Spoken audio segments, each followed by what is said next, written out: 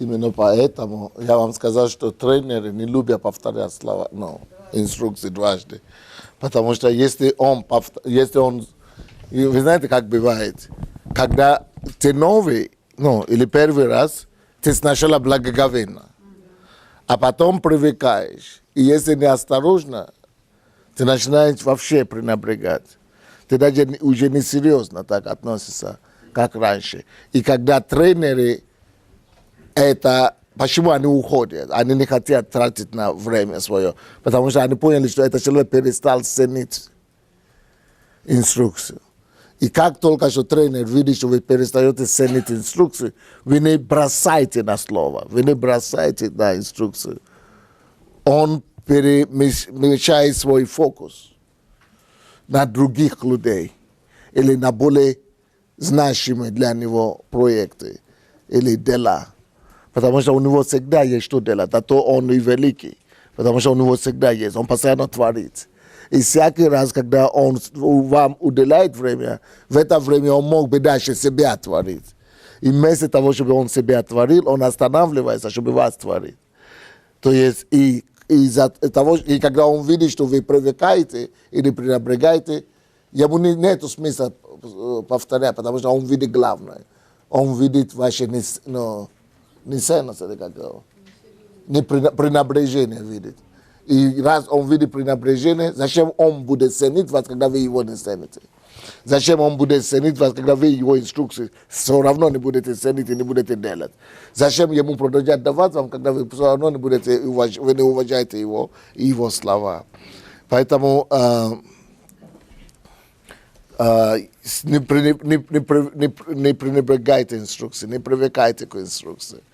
Будьте серьезны каждый раз. И цель инструкции послушаться. Цель инструкции не просто слушать.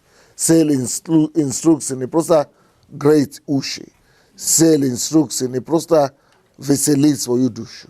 Цель инструкции не просто сказать, что я это знаю, и я это уже слышал, или мне знакомо это. Не просто набрать знания. Цель инструкции испытывается тем, насколько ты ревностно и быстро будешь исполнять его. Цель инструкции – это в исполнении. Ценность инструкции и ценность вашей, единственный способ, как доказать тренеру, что вы цените его инструкции, это исполнять эти инструкции. Иначе вы теряете не только инструкцию, вы теряете тренера также. Что происходит с тренером в голове, когда он видит, что к его инструкции пренебрежительно относятся? Вы этим самым говорите тренеру, что вы человек бунта, вы человек непочтения. Этим самым вы говорите, что у вас нет цели, что у вас нет страсти, что вы заносчивы, что вы слишком горды, чтобы ценить, чтобы трепетать, чтобы благоговеть. Этим самым ваши дела, ваши действия, оно говорит больше, чем слова. Вы можете говорить в это время какое угодно слова, но по вашим действиям, что вы не делаете то, что он говорит, или вы не бежите, вы не трепетите перед этим, это значит, что вы на самом деле уже привыкли, вам не надо. Если вам не надо, зачем вам давать? Следующее, что ощущает тренер, когда тренер общается с людьми и дает инструкции, тренер ищет вопросов. Тренер ищет, у кого возникнет вопросы, у кого возникают вопросы, кто будет задавать вопросы. Почему это важно? Потому что через вопросы тренер знает, что кто-то вопросы показывает заинтересованность ваша. Вопросы показывают жажду. Вопросы показывают неравнодушие. Вопросы показывают заинтересованность. Вопросы показывают глубину человека. Вопросы показывают, что я ценю то, что я получаю от вас больше, чем беспокойство за себя. Как меня примут, как меня посмотрят, может быть, не пойму, как я выгляжу. То есть человек уже не ценит себя и свою эгоцентричность. Человек возвышает инструкции выше, чем эгоцентричности. Это значит, что я вижу ценность изменения себя, что мне плевать, как обо мне подумают. или как кто поймет, кто правильно поймет, кто неправильно поймет. То и вот почему, когда вопросы идут, человек, от которого идет вопросы, это человек становится любимцем тренера. Потому что это значит, что этот человек уже доказывает и показывает, что он серьезный. Поэтому, когда я, допустим, учу, и я не вижу и не слышу вопросы, все мне понятно.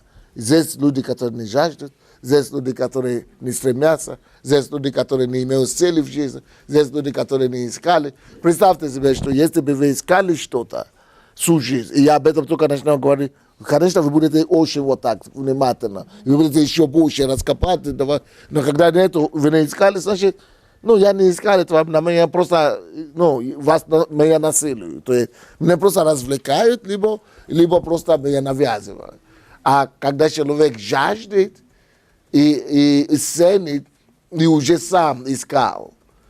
А почему мы сами не искали? Потому что мы не стремились ни к чему. Цели нету впереди. Мы не шли никуда. Только тот человек, который куда-то идет, нуждается в инструкции, как туда доехать. Но если вы вообще никуда не идете, вам не нужна инструкция, куда ехать или как туда доехать. Поэтому вопрос показывает, что человек имеет направление своей жизни. Вопрос показывает, что человек к чему-то стремится. Вопрос показывает, что он нуждается в инструкции, как туда дойти. И вопрос оказывается, что он может туда дойти побыстрее. Поэтому он не задает эти вопросы. Вот. Вопросы показывают, что он ценит то, что он получает. Вопросы показывают, что он человек почтение. Он посчитает того, что ему дают это. И поэтому, если нет вопросов, все понятно для тренера. Он понимает, что я просто здесь теряю свою энергию и теряю свои инструкции. Итак, друзья, если вы не любите инструкции, не трепетайте, или как там, не трепещите перед инструкцией, это значит, что вы не человек мудрости. Потому что мудрость исходит из инструкции. Мудрость – это совокупность знания и разумения. И если вы не ищете знания, вы не ищете инструкции, вы не можете быть мудрыми по натуре. Но по алгоритму не выходит. Нельзя получить мудрости без жажды. Нельзя получить мудрости без накопленное знание и разумения. Поэтому, а что такое отсутствие мудрости?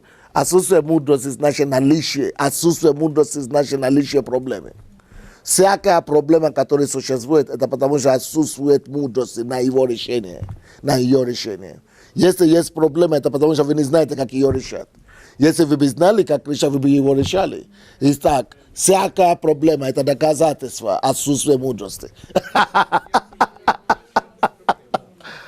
Так что нету проблемы в этом мире, если бы была бы мудрость, как его решать. Так что проблема – это свидетельство отсутствия и нехватки мудрости. Не знание, но мудрость. Можно иметь знание, но не иметь мудрости. Знание – это то, что вы знаете. Мудрость – это как применять, это то, что вы знаете. Так что всякая мудрость существует для решения проблем. Мудрость – это инструмент и ключ к решению проблемы. Это то, что способствует вам применять то, что вы знаете, чтобы оно принесло решение данных вопросов, которые стоят, или проблемы, которые стоят. То есть всякая проблема – это проблема мудрости. Всякая проблема – это доказательство отсутствия мудрости. А если нет мудрости, значит нет инструкции. Потому что мудрость не бывает без инструкции. Мудрость – это следствие, это то, что происходит из инструкции, из знания, из разумения. И поэтому, если кто не ищет разумения, инструкции, наставления, исправления, значит, он не может иметь никакие мудрости. А если он не имеет мудрости, у него будут сплошные проблемы в жизни. Почему некоторые говорят, я не имею проблему? Или я ищу только те проблемы, которые я сам ищу. Или проблемы, которые я не вижу его как проблемы. Почему? Потому что, человек, который имеет мудрость, он знает, что с проблемой рано или поздно он справится. Но человек, который не имеет мудрости, он постоянно в нервах, он постоянно нервничает, переживает, он постоянно в панике, боится, бегает туда, но нет мира, нет покоя, потому что он постоянно суетится, ищет это самое, потому что он то, чего не хватает в мудрости, он пытается это через бегизне и суету решать. Понимаете, да? То есть мудрость – это то, что позволяет решать вопросы. Мудрость – это то, что позволяет решать проблемы.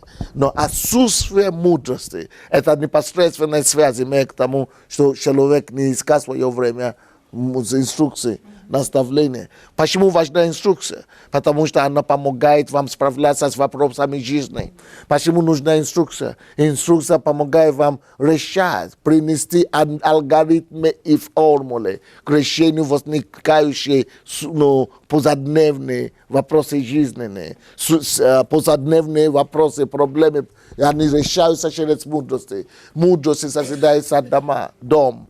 Поэтому для этого мудрость исходит из инструкции.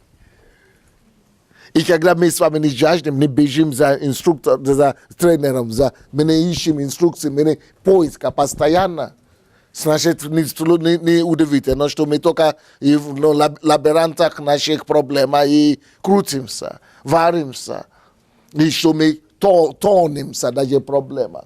Почему? Потому что нет проблемы, нет мудрости их решать. Иисус говорит, что я вам дам уста и премудрость. Почему? Он не говорит, я вам дам деньги на решение всех вопросов. И не деньги нужны, нужна мудрость на решение проблем. Он не говорит, что я вам дам связи на решение проблем. Он говорит, нет, я вам дам уста и премудрости. Если вы сможете говорить, если вы сможете иметь знания внутри, как решать проблем, все, вы можете решать, вы можете выжить в этом мире. Он не говорит, что я построю вам дом и дам вам наследство. Он говорит, я вам дам уста и премудрости. Это то, что может оставаться, когда не будет наследства. Это то, что будет оставаться, когда нет дома, когда нет машины, когда нет денег. Уста и премудрость. Почему? Потому что премудрость и уста, оно открывает вам дорогу. Оно разрешает, оно проходит мимо, сквозь горы, море и что угодно. Поэтому вот важность, почему нужна инструкция. Будьте человеком, который просто влюблен в инструкции, который влюблен в инструкции. Будьте человеком, который фанатично гонится за инструкцией. Будьте человеком, который постоянно занимается самообразованием, который постоянно работает над собой, который постоянно в поиске инструкции.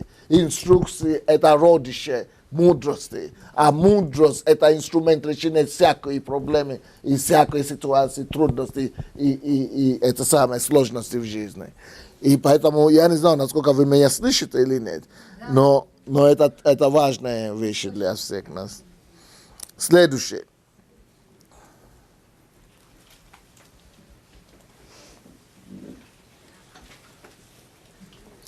Чтобы приобрести мудрость, нужно признаться, что я не все знаю. Нужно признаться, что я не всемогущий. Невозможно, чтобы я все знал. И если я не всемогущий, я не всевидущий, я не все знающий, значит, обязательно каждый человек, с кем я встречаюсь, что-то знает, чего я не знаю. Следовательно, я могу учиться и должен учиться у каждого человека, с кем я сталкиваюсь. Почему? Откуда я могу быть уверен, что я знаю, что он знает? Откуда я могу быть уверен? Потому что каждый знает чего-то, что я не знаю. Почему? Он воспитался в другой семье, чем я. Значит, он уже знает, что я не знаю. И он, по крайней мере, знает отца своего, знает маму свою, знает родителей своих. Он знает то, что они ему сказали. Он знает, что они отличаются от моих. Он жил в другой улице. Это уже значит, он знает, что я не знал. Он читал другие книги. Или он ходил по другой улице, по другому городу. Он уже знает чего-то, что я не знаю. Поэтому мудрость говорит о том, что у всех нужно учиться. Я учусь у всех. Я не смотрю на вас сверху. Я смотрю и слушаю всех. Почему я даю микрофоны? Потому что я хочу учиться тоже у вас. Я не такой проповедник, который только со сцены всем рассказывает, как жить. Я хочу слушать то, что вы знаете. Почему? Это мудрость так говорит. Мудрость ищет возможность учиться. Мудрость ищет знания у всех людей. Поэтому, чтобы быть мудрым, прежде всего, надо знать, что кто-то что-то знает, чего я еще не знаю. И я должен его знать.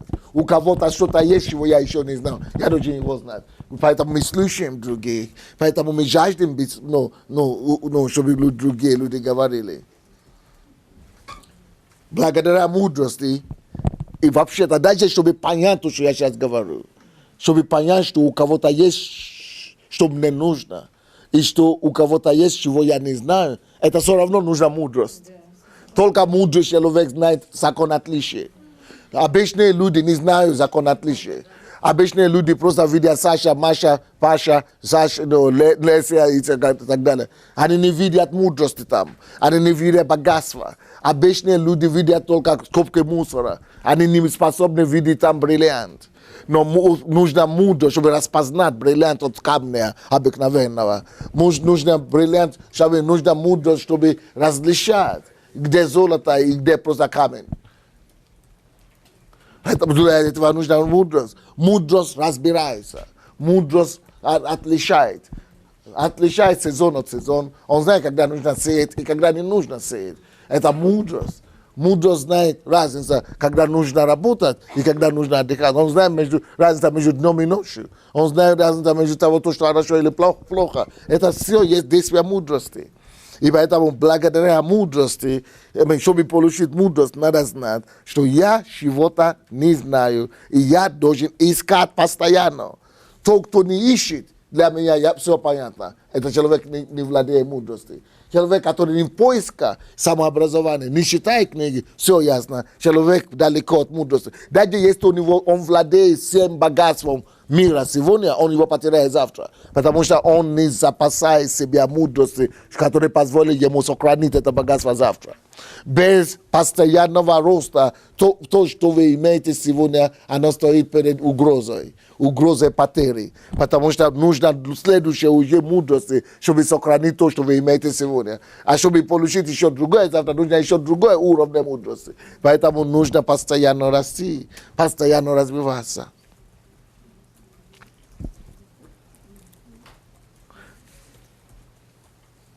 Поэтому, чтобы быть мудрым, надо постоянно быть в поиске. Надо постоянно искать, чего я еще не знаю. Что кто-то знает, чего я еще не знаю. Новое знание, новое понимание, новое разумение.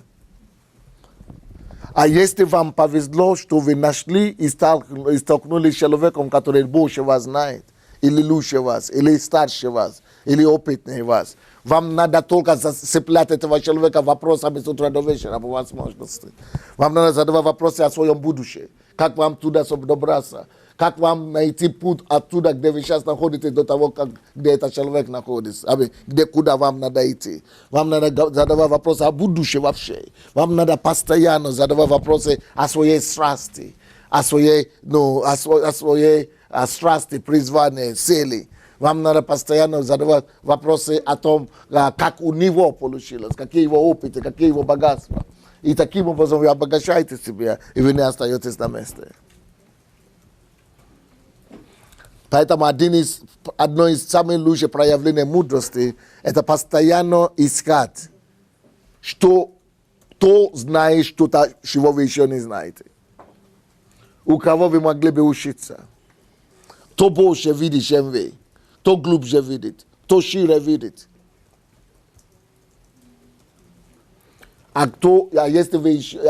Если вам еще повезло, вы найдете человека, который готов наставить вас. Вау! Молиться надо этому человеку. Потому что, чтобы человек был готов делиться с вами своими секретами, своими слезами, болями и кровью, которую он пролил в свое время. Это много чего стоит. Многого стоит. Поэтому я лично считаю, что человек, который ненавидит инструкции, он не любит. Этот человек не любит Бога. Почему? Потому что Бог есть Бог инструкции. Бог только одни инструкции дает с утра до вечера. Да будет свет и до Нового Иерусалима в конце Откровения. Одни инструкции. Вся Библия инструкция. Заповеди, одни инструкции там. Иисус только открывай рот с утра до вечера, только и говорит. Одни инструкции. Евангелие.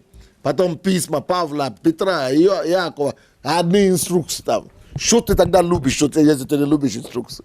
Как?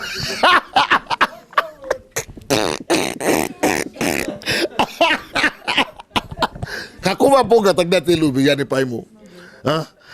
Как ты можешь утвердить при этом, что ты любишь Бога, если Бог одни инструкции только свои уста идет? Даже если ты пойдешь молиться Богу, ты думаешь, что Он тебе даст хлеб оттуда? Или Он тебе $1 даст, может быть, зеленый пришлет? Даже если ты пойдешь... Даже если ты пойдешь на 40-дневный пост и молитвы, оттуда выйдешь только с инструкцией, все. Если ты откроешь Библию, тоже $1 не найдешь. Одни инструкции, опять инструкции. Как ты можешь сказать, что ты Бога знаешь, если ты не любишь инструкции? Невозможно. Я считаю, что человек, который не любит инструкции, он Бога не знает. Потому что Бог со всех сторон, Бог есть Бог инструкций. Будешь поститься, ответ получить только в виде инструкции. Будешь молиться, ответ получить только... Пойдем в церковь, ответ получить только в виде, что тебе еще надо. Хорошо, можно попадать пару раз, но он станет, потом надо будет какую-то инструкцию выполнить.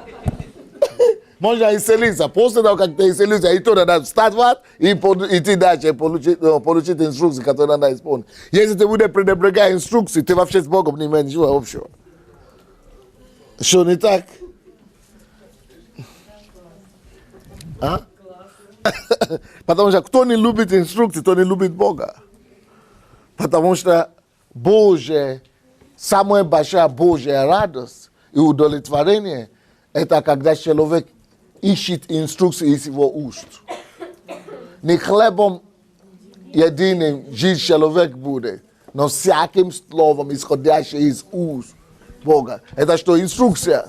Что не инструкция?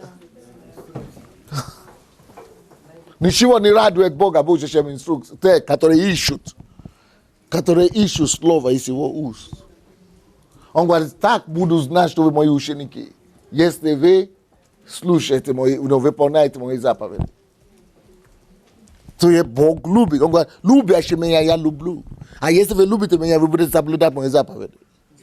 Инструкции. Бог есть Бог инструкции. И нельзя говорить, что ты любишь Бога, если ты не будешь любить его инструкции. Поэтому мудрость в чем заключается? Распознайте людей, которые имеют и любят инструкции, которые дают вам инструкции, поправляют вас, наставления дают вам. Цените, стремитесь к этим людям, слушайте, задавайте вопросы. И не огорчайте Бога тем, что вы не стремитесь ни к чему. Если вы не благодарны, тогда вы не будете жаждущие. Вы не будете голодны. Если вы благодарны, вы будете голодны. Если вы не благодарны, вы будете расслаблены. Но если вы благодарны, вы будете жаждущие.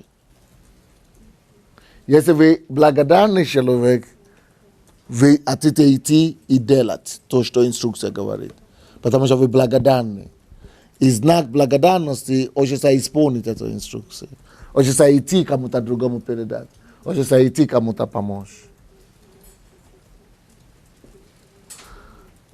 А если вы умны, во всех разговорах, во всех встречах, вы будете искать новые инструкции, новые подсказки, исправления, которые вы еще не знали до сих пор. Вы будете искать учиться у каждого, с кем вы встречаетесь, разговариваете и так далее.